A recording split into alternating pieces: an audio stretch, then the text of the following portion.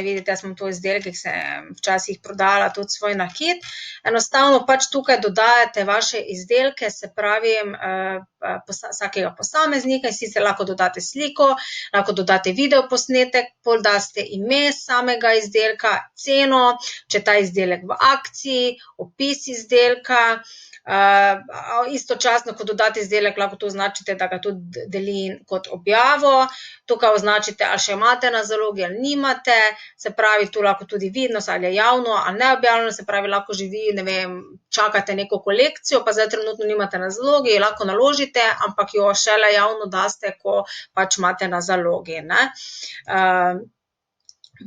Potem pa tudi, tu imate možnost, ali gre za nov izdelek ali kake rabljene izdelke prodajate in dodate. In tako lahko si zgradite spletno trgovino na sami Facebook poslovni strani.